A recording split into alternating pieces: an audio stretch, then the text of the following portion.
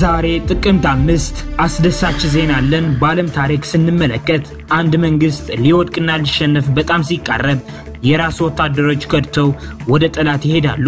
ይህም ማሳያ ብዙ የብልጽግና ወታደሮች ከጠላት እየሸሹና ሲቪል ለብሰው ለማምለጥ እየሞከሩ ነው። ሌሎች የድል ዜናዎችም አሉን። እስከ መጨረሻው ደቂቃ ድረስ ከኛ ከ5 ደቂቃ ሚዲያ ጋር አብራችሁን ቆዩ፣ ታደምጡታላችሁ።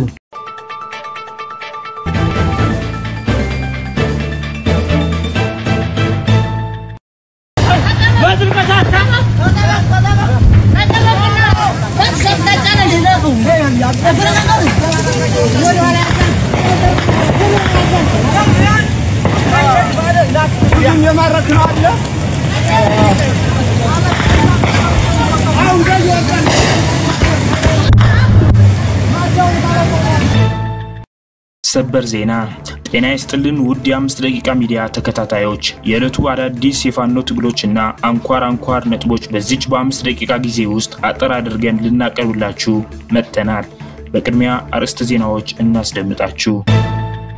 ፋኖ የጠላት ወታደራዊ የማዘዣ ቦታ የሆነችውን ደጎማ ከተማን ከበባ ውስጥ በማስገባት በጠላት ላይ የሚያዳግም እርምጃ ወስደዋል። ዝርዝር ዘገባ አለን፣ ታደምጡታላችሁ። የአማራ ፋኖ ብሔራዊ ኃይል ደቡብ አማራ ቀጠና አሳምነው እዝ የኃይለ ማርያም ማሙ ክፍለ ጦር ባደረገው በ3 የጦር ግንባር ውጊያዎች ድል ተቀዳጅተዋል። ከዚህ ጋር በተያያዘ የስልክ ጥሪ ያለን እናስደምጣችኋለን። 2 የአረመኔው ወታደሮች አገዛዙ በአማራ ህዝብ ላይ እያካሄደ ያለውን ዘር ተኮር ጭፍጨፋ ግፍና በደል በመረዳት ሲቪል ለብሰው እየሸሹ በፋኖ ቁጥጥር ስር ውስጥ ገብተዋል። ዝርዝሩን እናስደምጣችኋለን። ፋኖ አዲስ ቅደም ከተማ ውስጥ በመግባት ባደረገው የእጅ በእጅ ውጊያ የታገዘ ድንገተኛ ኦፕሬሽን በጠላት ላይ ከፍ ያለ ሰብአዊና ቁሳዊ ኪሳራ ማድረስ ችለዋል። ዝርዝር ዘገባ አለን፣ ታደምጡታላችሁ። የአማራ ህዝባዊ ትግሉን የምትደግፉ ውድ አድማጭ ተመልካቾቻችን ቪዲዮውን ላይክ፣ ቻናሉን ሰብስክራይብ እንዲሁም በኮሜንት ድል ለአማራ ጀግኖች እያላችሁ ለህዝብ ብለው ጫካ ለገቡ አርበኞች እንድታበረታቱ ዘንድ በአክብሮት እንጠይቃለን። እናመሰግናለን። በቀጥታ ወደ መረጃዎች አለፍኩኝ። እስከ መጨረሻው ድረስ ከኛ ጋር ቆዩ። ዳግማዊ ቴዎድሮስ 5ኛ ክፍለ ጦር የጠላት ወታደራዊ የማዘዣ ቦታ የሆነችውን ደጎማ ከተማን ከበባ ውስጥ በማስገባት በጠላት ላይ የሚያዳግም እርምጃ ወስደዋል። ከትላንት ጥቅምት 4 ጀምሮ እስከ ዛሬ ጥቅምት 5 እየተካሄደ ባለው ውጊያ የአፋብኃ ሰሜን አማራ ቀጠና በላይ ዘለቀ እዝ ዳግማዊ ቴዎድሮስ 5ኛ ኮር መብረቅ ክፍለ ጦር፣ ጥቁር አንበሳ ክፍለ ጦር፣ ፋና የውቤ ክፍለ ጦርና ጎንደሬ በጋሻው ክፍለ ጦር ነብዩ አሳምነው ብርጌድ በአራት አቅጣጫ ከጠላት ምሽግ ድረስ በመግባት የጨበጣ ውጊያና ቦምብ ውርወራ የደረሰ እልህ አስጨራሽ ውጊያ አድርገዋል። በአንባ ጨራ፣ በአንባ ዙሪያና በደንጎርሳ ምሽጎች የጠላት ኃይል የተቀጠቀጠ ሲሆን ከፍተኛ ቁጥር ያለው የጠላት ጥምር ኃይል ሙትና ቁስለኛ ሆነዋል። ከማክሰኝት ደጎማና ከአርባያ ደጎማ የሚወስዱ ሁለቱን መንገዶች ዝግ በማድረግ ውጊያው የተካሄደ ሲሆን የጠላት ኃይል ድጋፍ ለመስጠት በከፍተኛ ሁኔታ ችግር ውስጥ መግባቱም ታውቀዋል። በዚህም ሰበብ ክፉኛ የቆሰሉትን የጠላት ኃይል ወደ ከፍተኛ ሕክምና ማድረስ አለመቻላቸውም ተገልጸዋል። በውጊያው የተገኙ ድሎች መካከል 15 እስከ ወዲያኛው ተሸኝተዋል። 23 ቁስለኛ ሲሆኑ በአሁን ሰዓት በደጎማ ጤና ጣቢያ የሕክምና እርዳታ እየተደረገላቸው እንደሆነ ታውቀዋል። በ602ኛ ኮር 7ኛ ክፍለ ጦር 5ኛ ሬጂመንት የአገዛዝ ሰራዊት አባላት በአባ ኮስተር ብርጌድ የውስጥ የመረጃ ደህንነት ክትትል በተሰጠው የደፈጣ ኦፕሬሽን 2 የአገዛዝ ሰራዊት አባላት በቁጥጥር ስር ውለዋል። አንደኛ ኦብሶ አብዲላ ብሬን ተኳሽና ድሽቃ ምድብተኛ፣ ሁለተኛ አብዱል ኑር ረዲ አህመድ ሞርተር ተኳሽ ድሽቃ ምድብተኛ የነበረ የአካባቢውን ማህበረሰብ አለባበስ በመመሳሰል በጉዞ ላይ እንዳሉ በአባ ኮስተር ብርጌድ የውስጥ መረጃ ደህንነት ክትትል አማካኝነት በኮስተር ልጆች በደፈጣ ኦፕሬሽን በቁጥጥር ስር ውለዋል። በቁጥጥር ስር የዋሉት የአርሜኒያው አገዛዝ ሰራዊት አባላት አገዛዙ በአማራ ህዝብ ላይ እያካሄደ ያለውን ዘር ተኮር ጭፍጨፋና ግፍ በደል በመረዳት አገዛዙን በመክዳት ወደ ቤተሰቦቻችን ለመሄድ በጉዞ ላይ ያለን ነው። በአባ ኮስተር ብርጌድ የፋኖ አባላት በቁጥጥር ስር የዋልነው ብለዋል። ትናንት ጥቅምት 4 ጀምሮ እስከ ዛሬ ጥቅምት 5 እየተካሄደ ባለው ውጊያ የአፋብኃ ምዕራብ አማራ ቀጠና ቴዎድሮስ እዝ 7ኛ ጎጃም አገው ምድር 10 አለቃ ኤፍሬም አጥናፉ ብርጌድ አዲስ ቅዳም ከተማ ውስጥ በመግባት ባደረገችው የእጅ በእጅ ውጊያ የታገዘ ድንገተኛ ኦፕሬሽን በጠላት ላይ ከፍ ያለ ሰብአዊና ቁሳዊ ኪሳራ ማድረስ ተችሏል። በዚህ ልዩ ኦፕሬሽን አዲስ ቅዳም ስላሴ አባይናለም ከብት ገበያና ባታ ቤተክርስቲያን መሽጎ የነበረው ከሞት የተረፈ ጠላት በፋኖች አረር የተሸኙ 19 እድለቢስ ጓዶቹን ሳያነሳ ቁስለኛና ቁሳቁሱን በየሜዳው እያንጠባጠበ ሙሉ በሙሉ ምሽጉን በመልቀቅ ወደ አድጓሚ ተራራ ፈርጥጧል። አጠቃላይ በዛሬው የአዲስ ቅዳም ከተማ ልዩ ኦፕሬሽን 19 የብልጽግና ታጣቂ ሲወገድ 27 ቁስለኛ ሆኖ 16 ክላሽንኮቭ መሳሪያ ብዛት ካለው ተተኳሽ ጋር በምርኮ ገቢ ተደርገዋል። ጦርነትን መቋጫ ከሆኑት ስልቶች መካከል በዋናነት የጠላትን ኃይል ማናጋት፣ እረፍት መንሳት፣ መበተንና መደምሰስ ዋናዎቹ ናቸው። የአብይ አህመድ መዋቅር የሚተማመንበት የፖለቲካ ተሰላፊ ማህበረሰብ እንዳይኖረው ካደረግን አመታት አልፎናል። የሚደገፍበት ማህበራዊ መሰረቱ በሁሉም የኢትዮጵያ ክፍል አጥተዋል። አሁን አለኝ የሚለው አማራጭ በኃይል ደፍጥጦ መግዛት ነው። ለሰባት አመታት ያክል ሞከረው። ኃይሉንም ተተኳሽንም መሳሪያውንም ተቀብለናል። የቀረው አማራጭ በድንገት አንድ ቀን ፈርጥጦ ጥገኝነትን መጠየቅ ነው። ይህን የተረዳው ህዝባችን በነቂስ በመውጣት ከፋኖ ጎን በመሰለፍ እየተፋለመ ይገኛል። እንደ ህዝብ የመጣውን እንደ ህዝብ መመከት ላይ እንገኛለን። የአፋባሃ ምዕራብ አማራ ቀጠና ቴዎድሮስ ቀኝ ጌታ ይፍታህ ንጉሴ 6ኛ ክፍለ ጦር ኢንጂነር ክቡር ተመስገን ብርጌድ ከዘለቃና ወንድ የግል ባለመሳሪያዎች ጋር በጥልቀት በመወያየት ጠላት ፈርጥጦ ጥገኝነት እንዲጠይቅ በማድረግ ረገድ ኃላፊነት ወስደው እየሰሩ መሆኑን ገልጸዋል። ይህን የፋኖ ጥንካሬ ያዩና የደረሰባቸውን ምት መቋቋም ያቃታቸው የአርመኒያው ሰራዊት አባላት ፋኖን እየተቀላቀሉ ይገኛሉ። በጋራ በመሆን ከ16 በላይ የሚሆኑ የጠላት ኃይል አብራጅት ብርጌድንና ኤፍሬም አጥናፉ ብርጌድን ተቀላቅለዋል።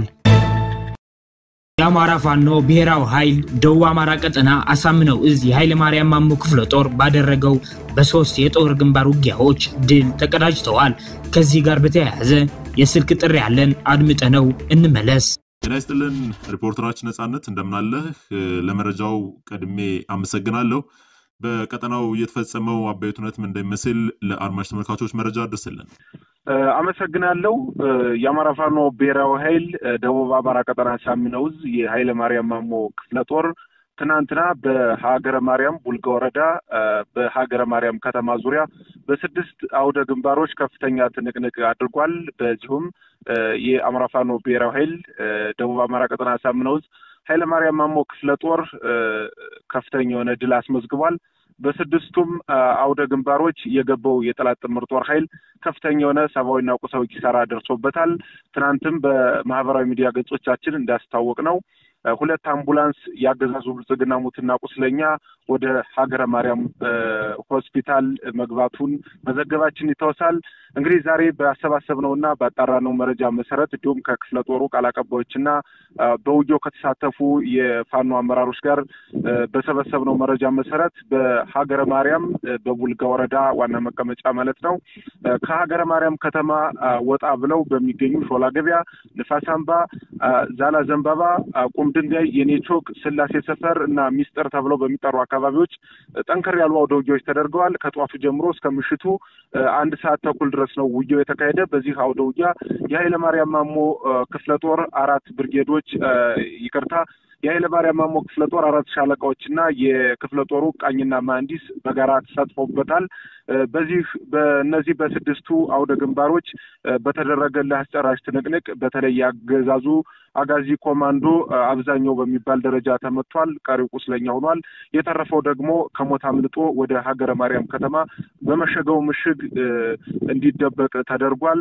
ከዛ ባሻገር እንግዲህ ከሰሞኑ ስልጣና ላይ ያሉ የሚሊሻ አባላትንም ከነባሩ የሚሊሻ አባል ጋር አዋህዶ ነበር ያሰለፈው። የገባው ሚሊሻ አባላትም እንግዲህ ጉር ድንብሱን ሲደናበር የኃይለ ማርያም ማሞ ልጆች በ6 አቅጣጫ ከበው ሲወቁት ነው ያሉ።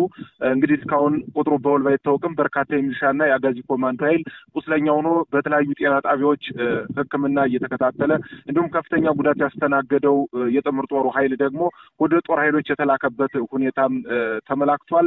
በአጠቃላይ በእነዚህ ሰፈሮችም እንግዲህ ማህበረሰቡን አነጋግረን ነበር። ከፍተኛ የሆነ የጠላት ኃይል ቁስለኛና ሙት እንደተደረገ ይሄንንም እንግዲህ እስከ ምሽቱ 4 ሰዓት ድረስ ሙትና ቁስለኛውን ወደ ሀገረ ማርያም ከተማ ሲያመላልሱ እንደነበሩ በተለይ በሾላ ገበያ ንፋስ አምባና ዛላ ዘንባባ የተካሄዱትን ውጊያዎች ማህበረሰቡ ያለውን አሁናዊ ሁኔታና የነበረውን የድል ውጤት በሚገባ አስረድቶናል ማለት ነው። በእነዚህ 4 አካባቢዎች እንግዲህ ቁጥሩ በውል ባይታወቅም ከፍተኛ የጠላት ኃይል ተመቷል። በተለይ የአገዛዙ ብልጽግና የገባው ጥምር ጦር የተደናገጠበትና ድንብርብሮ የወጣበት ሁኔታ በአንጻሩ የፋኖ ኃይሎች ጥንካሬና ብርታት እንዲሁም የውጊያ ስትራቴጂክ እና የተጠቀሙት ጥበብ በውጊያው የበላይነትን እንዲይዙ አድርጓቸዋል።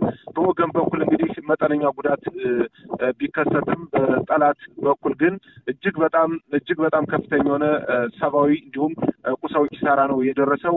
ይህን ተከትሎም እንግዲህ የቡልጋ ወረዳና በአካባቢው አዋሳኝ ወረዳዎች የጠላት ኃይል ሲንቀሳቀስ ነበር። ይህንን ከሰማ በኋላ የጠላት ኃይልም እንግዲህ ወደ የከተሞች ወደ ቆፈረው ምሽግ ተመልሶ እዛው ምሽጉ እንዲቀበር ተደርጓል። በአጠቃላይ እንግዲህ የኃይለ ማርያም ማሞ ክፍለ ጦር በአጭር ጊዜ ነው ከብርጌድ ወደ ክፍለ ጦር ያደገ። ይህ በሰው ኃይሉ በኩል ግዙፍ ኃይል እንዳለው የሚነገርለት ኃይለ ማርያም ማሞ ክፍለ ጦር በ4 የሻለቃ አደረጃጀቶች ነው የተደራጀው። እጅግ በጣም ብቁ ወታደራዊ አመራሮችና የሰራዊቱ አባላትም እንግዲህ እጅግ በጣም ፈጣን ተዋጊ ያሉበት ለአዲስ አበባ ከተማም ቅርብ ከመሆኑ አንፃር ስትራቴጂክ ቦታ ነው። ይህንን ስትራቴጂክ ቦታም አስጠብቆ የውጊያ የበላይነትን አስጠብቀው እጅግ በጣም ፈጣን የሆነ የትግል ለውጥ እያመጡ ነው የሚገኙት። በተለይ አደረጃጀታቸውን በማስፋት የውጊያ ስትራቴጂካቸውንም ከቀን ቀን እጅግ በጣም ዘመኑን በሚዋጅ መልኩ እየለወጡ ፈጣን የሆነ ለውጥ እያስመዘገቡ ነው የሚገኙት። አድማጭ ተመልካቾቻችን ለሰዓቱ የነበሩን የ5 ደቂቃ ዜናዎች እነዚህን ይመስላሉ። በቀጣይ የምንሰራቸው ዜናዎች እንዲደርሷችሁ ቻናሉን ሰብስክራይብ በማድረግ እንዲሁም የደወል ምልክቷን በማብራት ቤተሰብ እንዲሆኑ እንጠይቃለን። እናመሰግናለን።